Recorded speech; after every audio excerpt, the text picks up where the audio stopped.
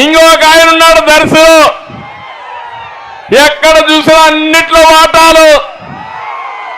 ఇప్పుడు ఆయనకి సీట్ లేదు, పొమ్మన్నాడు. ఇంకొక ఆయన ఉన్నాడు ఒంగోలులో, మొత్తం జిల్లా అంతా నాదే అన్నాడు, రాష్ట్రం అంతా నాదే అన్నాడు.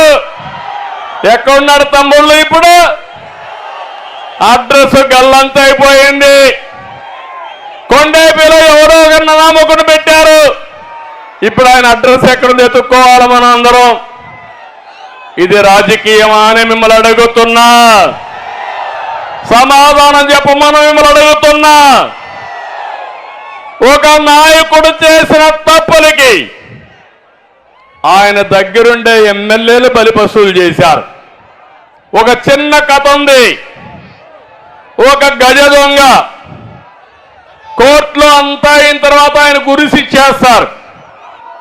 జడ్జి అడుగుతాడు, నీ చివరి కోరికేంటో కోరుకోమంటాడు. మా తల్లిని పిలిపించమంటాడు. జడ్జి అనుకుంటాడు, పాపం తల్లిని పిలవమన్నాడు కాబట్టి తల్లిని పిలిపి చివరి కోరిక తీరుద్దామని పిలుస్తారు. పిలిచిన తర్వాత తల్లిని చూడంగానే గట్టిగా పట్టుకొని కొరికేస్తాడు. అప్పుడు జడ్జికి ఆశ్చర్యం వేస్తుంది, నువ్వేదో తల్లిని పిలవమంటే నేను పిలిచాను, పిలిస్తే నువ్వు ఈ పని చేసేవేంటని అడిగాడు. సార్ కానీ నేను తప్పు చేసిన మొదటి రోజు చెంప మీద ఒక దెబ్బ కొట్టి ఇది తప్పు అని చెప్పుంటే నేను గజదొంగ అయ్యేవాడిని కాదు. నేను తెచ్చిన దొంగ డబ్బులకి ఆనందపడిపోయి నన్ను పోవడం మొదలుపెట్టింది. నేను విచ్చలవిడిగా చేశాను.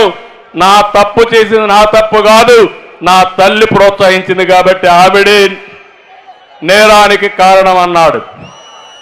అదే మరిగా తప్పులు చేసింది మీరు, తప్పులు చేయించింది మీరు, అవినీతి చేయించింది మీరు, వాటాల కోసం అందరినీ ఇష్టానుసారంగా వాడింది మీరు. నిన్న కూడా చూశారు ఒక ఎమ్మెల్యే ఈ జిల్లాలోనే నన్ను తిట్టాలంట, నన్ను పవన్ కళ్యాణ్ తిట్టాలంట. అంటే ఎంపీ సీటు కావాలంటే, ఎమ్మెల్యే సీటు కావాలంటే ఎంత సేవ చేశావని కాదు.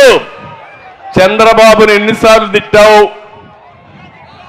ఎన్నిసార్లు బండబూతులు తిట్టావు, లోకేష్ ఎంత తిట్టావు, పవన్ కళ్యాణ్ ఎంత తిట్టావు. దానిపైన సీట్లు ఇచ్చే పరిస్థితి వస్తే ఇంకా ఈ రాష్ట్రం ఏమవుతుందో మీరే ఆలోచించమని మిమ్మల్ని కోరుతున్నా.